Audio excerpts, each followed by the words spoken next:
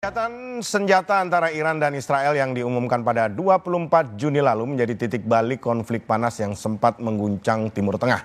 Di tengah ketidakpastian itulah sebagian WNI yang menempuh pendidikan di Iran memutuskan untuk pulang ke Indonesia. Tapi tak sedikit pula warga Indonesia kita yang memilih tinggal atau tidak meninggalkan Iran. Malam hari ini kami akan mengundang mahasiswa di Iran yang memutuskan untuk pulang, yaitu ada Heri Supriyono dan ada Halimatu Sadiah, mahasiswi Indonesia yang memilih ini tetap berada di kota Qom, Iran. Selamat malam, Mas Heri. Ya, Mbak Halimah, selamat malam. Halimah, malam. Nah, kita sedikit Mbak, saya bukan mahasiswa. Iya, Mas Heri ini adalah pekerja ya Mas ya? Iya, iya. Oh, mahakarya berarti. Ya kan banyak menghasilkan karya kalau bekerja ya. Benar. Oke. Baik Mbak, kita ke Mbak Halimah dulu. Mbak, situasi di kota Qom saat ini berapa jam jarak antara Qom ke Teheran ini Mbak? Iya, jarak dari kota Qom ke Teheran itu kalau naik bus kota itu sekitar 2 jaman lah paling lama gitu. Kondisinya gimana Mbak di Qom itu sekarang? Kondisi di kota Qom ini normal-normal saja. Saya sempat juga melihat TK itu buka ya. Mereka keluar dan masuk dijemput orang tuanya juga. Cuma ini karena lagi ada peringatan Muharram, kota agak sepi. Dan mereka biasanya berkumpul kayak di rumah masing-masing atau di masjid atau di haram untuk memperingati kematian Husain cucu Rasulullah. Oke, Mbak izin, di sana sekarang jam berapa Mbak? Sekarang di sini sekitar jam 4:30 atau jam 4-an lah. Oh, sore ya. Beda sekitar 2 jaman. Iya. Ya, nih Mbak, kan berita terbaru bahwasanya ada pengumuman gencatan senjata. Perasaan Mbak sendiri dan teman-teman di sana gimana Mbak dengan adanya gencatan senjata itu?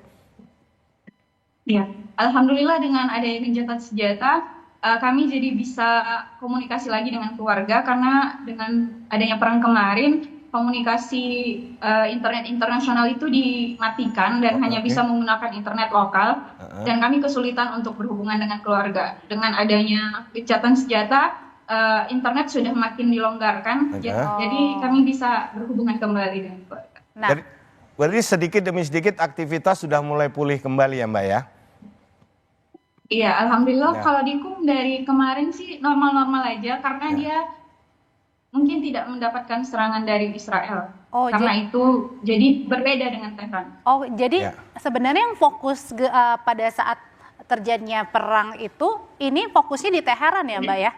Bukan di Qom ya. Jadi tidak merasakan gitu. Oke, ya.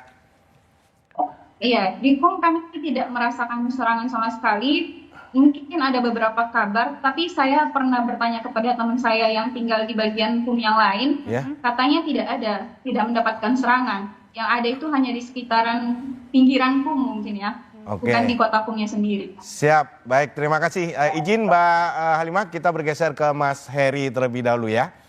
Halo Mas Heri. Halo, ya Mas. Oke, Mas Heri sendiri tinggal di Iran waktu itu sudah berapa lama waktu itu?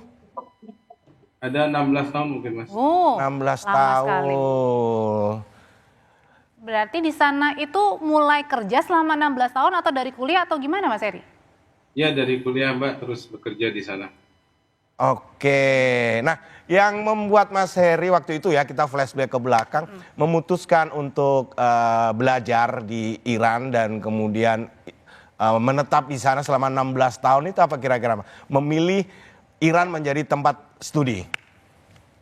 Iya, karena di Iran ini adalah negara unik ya Mas ya. Dia mandiri, dia memiliki sistem pemerintahan yang berbeda dengan kebanyakan negara lain. Dia demokrasi religius. Itu hampir tidak ada di dunia selain di Iran dan itu menjadi daya tarik dia sendiri. Dan saya juga waktu kuliah di Indonesia mengambil jurusan ekonomi dan tertarik dengan ekonomi Islam yang menjadi bidang studi di Iran begitu, sehingga saya memutuskan untuk belajar di sana.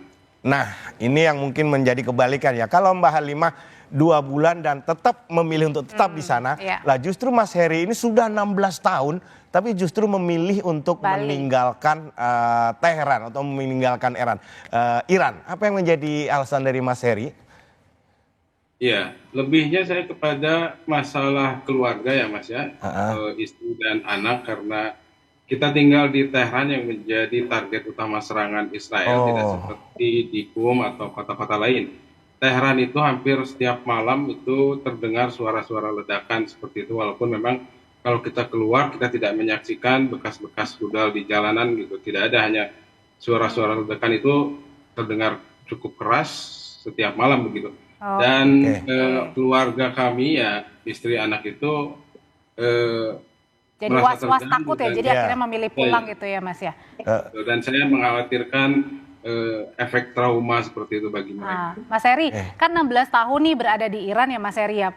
Pasti Mas Heri tahu betul begitu pada saat sebelum perang kemarin Iran Israel dan juga sesudah, apa yang paling berdampak besar yang paling dirasakan Mas?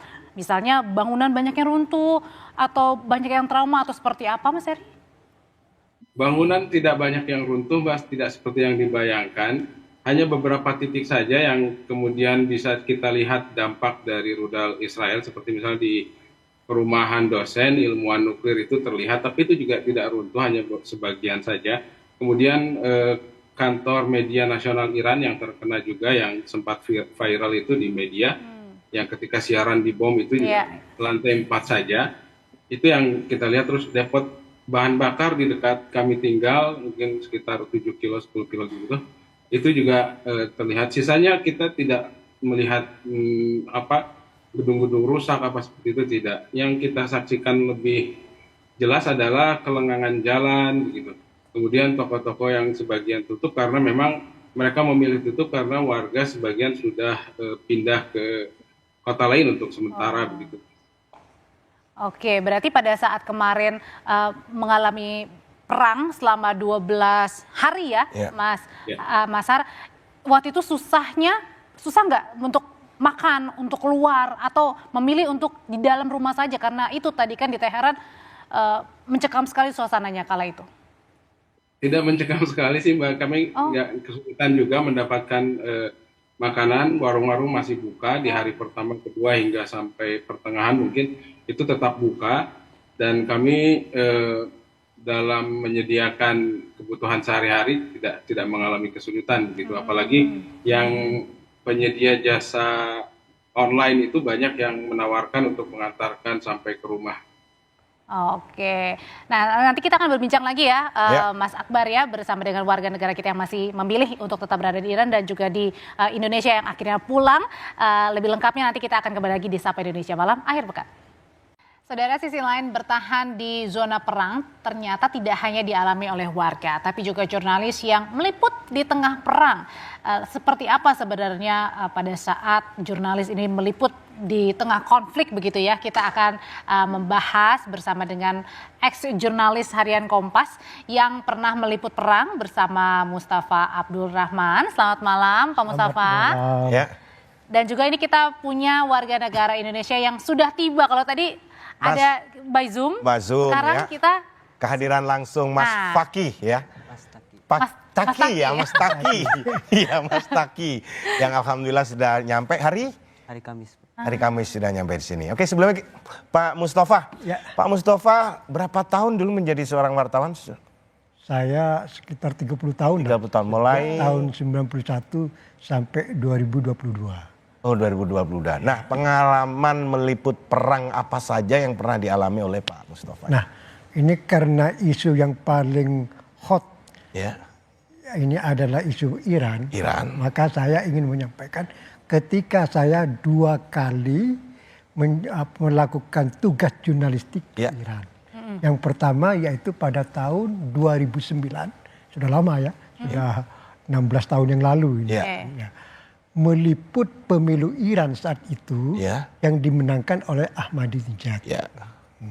Kemudian yang kedua berkunjung lagi ke Iran, tugas jurnalistik juga, meliput pemilu juga pada tahun 2013 yang dimenangkan oleh Hasan Rohani. Ya. Yang pertama ini agak menarik. Ya. Karena pada pemilu tahun 2009 yang dimenangkan oleh Ahmadinejad yang itu adalah kandidat dari kubu konservatif dan lawannya saat itu adalah Sir Hussein Musawi dari kubu reformis, kubu moderat. Nah, pada awal-awal pengumuman pemilu itu kan seperti di sini. Jadi perhitungan itu dari provinsi ke provinsi. Ya. Ketika awal-awal itu Mir Hussein Musawi yang dari kubu moderat ini selalu menang. Wah, pendukungnya saat itu bersorak-sorai ya, sampai turun ke jalan. Tapi tiba-tiba di akhir disalib oleh Ahmadinejad ini suaranya. Ibaratnya pendatang baru menyalip gitu ya? Bukan pendatang baru? Bukan pendatang baru, incumbent sebetulnya. Oh, incumbent juga. Yang Ahmadinejad kan. Yang pendatang baru ini yang Hussein Musawi yang dari kubu moderat. Nah, ketika pengumuman hasil pemilu, awal-awalnya masih dimenangkan oleh Hussein Musawi. Nah, sehingga dari kubu reformis itu bersorak-sorai dia sampai turun ke jalan. Tapi tiba-tiba pada penghitungan suara terakhir, Ahmadinejad ini menyalip ke Hussein Musawi. Sehingga hasil finalnya dimenangkan oleh Ahmadinejad. Kontan pada waktu itu terjadi kerusuhan kota Teheran itu. Dan saya sebagai saksi pada waktu kerusuhan, melempar batu, nyerang toko-toko, bakar ban gitu kan, rusak Teheran itu.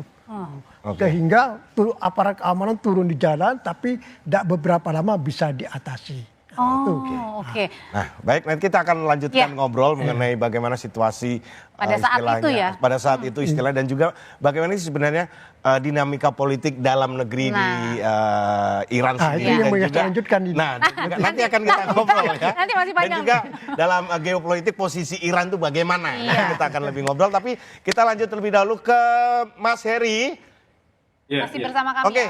Nah, Mas Heri mungkin bisa diceritakan perjalanan ini Mas, hingga akhirnya Mas sampai di tanah air. Serunya atau istilahnya bukan serunya ya. Seru kendalanya, bagaimana perjuangannya Mas hingga sampai alhamdulillah di tanah air kembali. Silakan. Iya, pada hari Jumat lalu, minggu lalu, kita berangkat dari Teheran bersama-sama dengan rombongan yang lain. Sekitar 4 bis kita berangkat menuju pos perbatasan Astara di perbatasan Iran-Azerbaijan. Di situ sepanjang perjalanan tidak ada hambatan apapun dan kita sampai di pos perbatasan.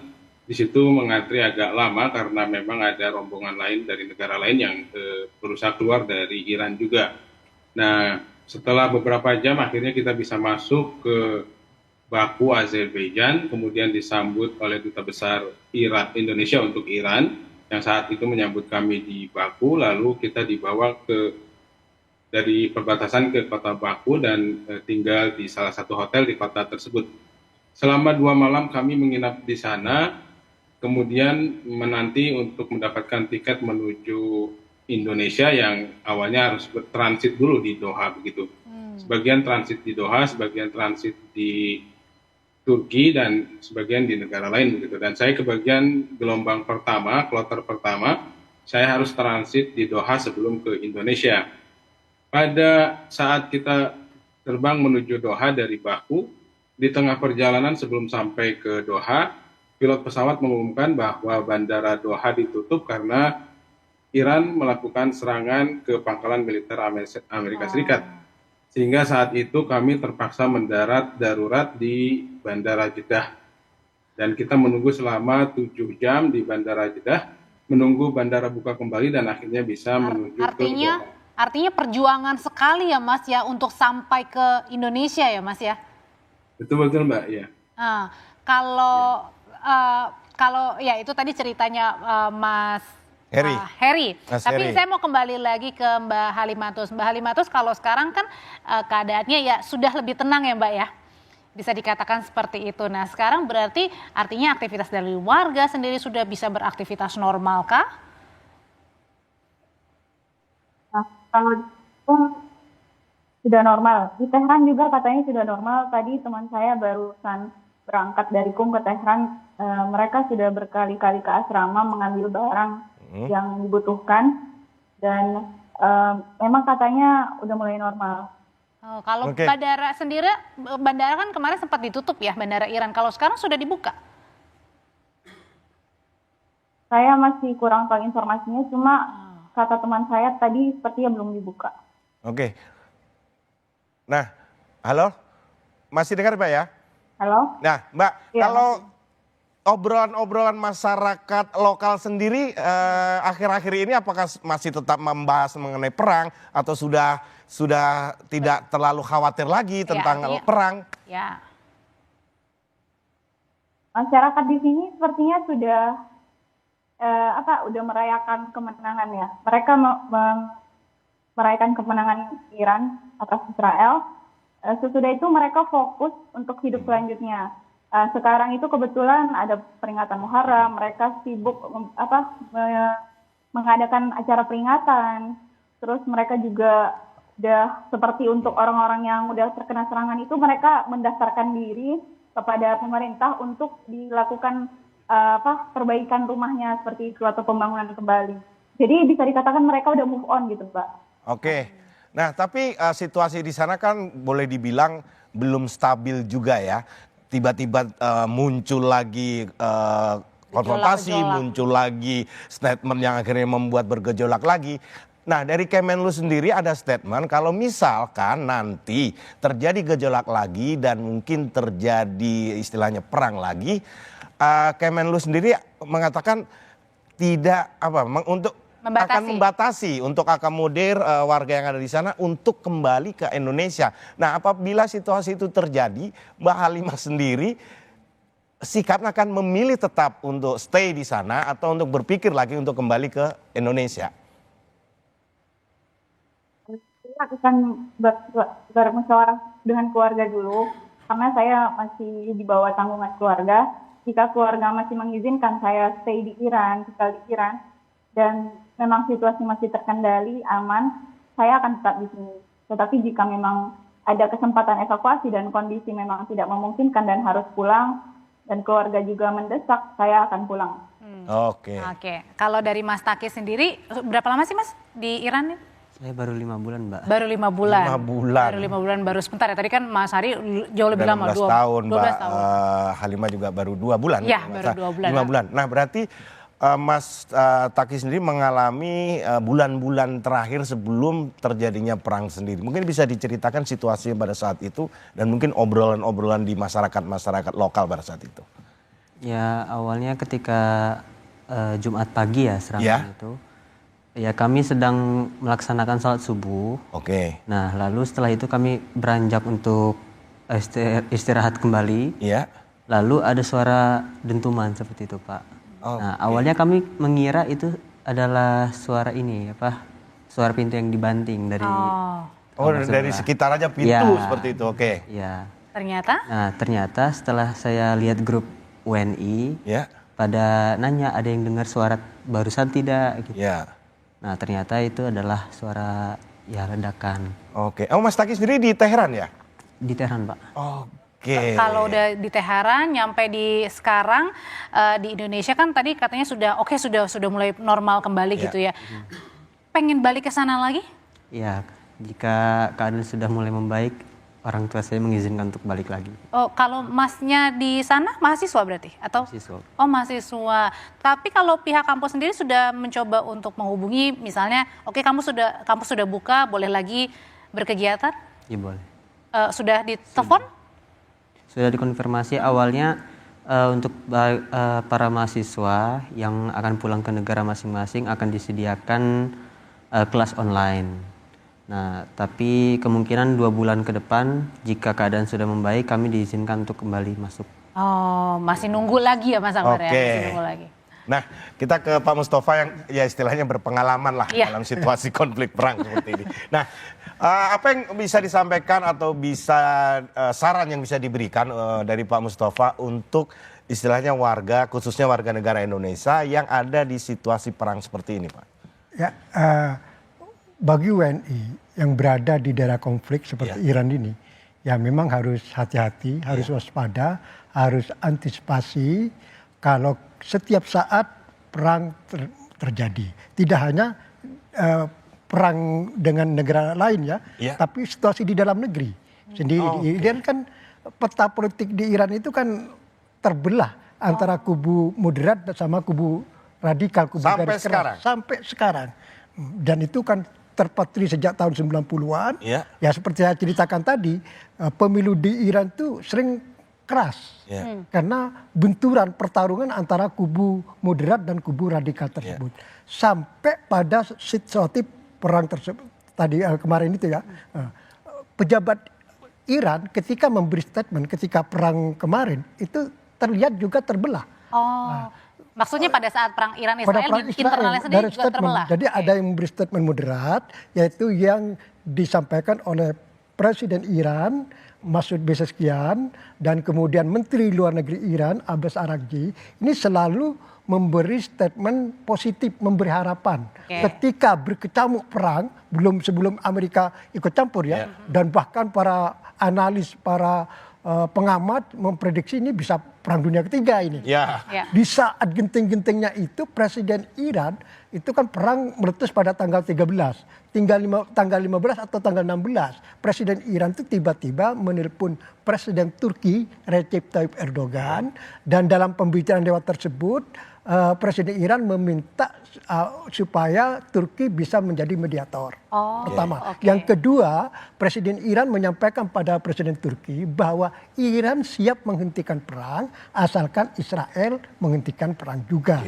Ini sebelum Donald Trump tiba-tiba menyerukan kesenjahteraan, ini belum. Nah, jadi ada statement memberi harapan. Nah ini yang kalau kita melihat atau dalam konteks peta politik Iran, Presiden Iran itu mempresentasikan kubu moderat. Adapun kubu radikalnya itu adalah pemimpin spiritual Ali Khamenei yang selalu memberi statement keras kan. Nah, berkaitan Pak Mustafa sangat paham nih ya, karena 16 tahun istilahnya pernah 2 kali meliput perang di Iran. Nah, saran mungkin yang bisa diberikan oleh Pak Mustafa untuk teman-teman kawan-kawan kita yang masih ada di Iran ya, membaca situasi sekarang ini, stay atau balik dulu gitu. Balik dulu seperti itu. Sebagai orang yang sangat paham mengenai peta di internal politik di Iran. Mungkin yang sudah terlanjur evakuasi ke sini, yang sudah di Indonesia seperti Mas Taki ini, lebih baik menunggu dulu. Tidak perlu buru-buru kembali ke Teheran. Sambil terus melakukan komunikasi dengan Teheran, melihat atau memantau perkembangan di sana. Tidak hanya dengan Israel, tapi di dalam negeri gimana. Karena di dalam negeri itu agen Mossad itu berkeliaran di sana itu. Bisa aja dia meledakkan bom, menerbangkan nirawa, itu bisa ditanyakan.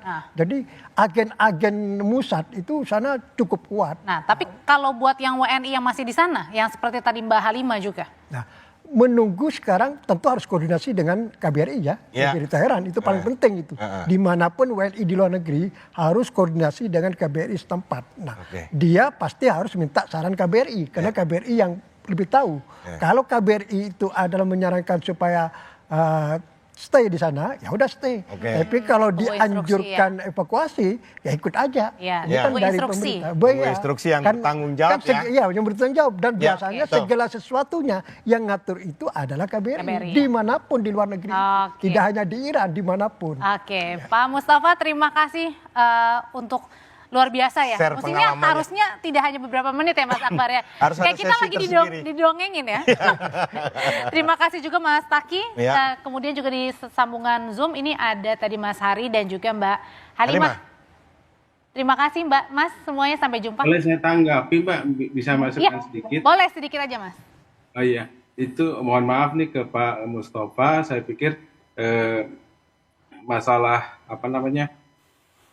bahwa dua kubu reformis dan konservatif itu memang ada, tapi tidak selalu berujung dengan kekerasan. Dan kedua memang jika dikatakan bahwa satu kubu itu lebih moderat, satu radikal, sebetulnya ini dua kebijakan yang satu. Satu memakai diplomasi, ketika gagal kemudian menggunakan sikap yang lebih tegas begitu. Dan agen-agen Mossad terakhir kali itu 700 orang berhasil diamankan oleh aparat keamanan Iran sendiri begitu, Mbak.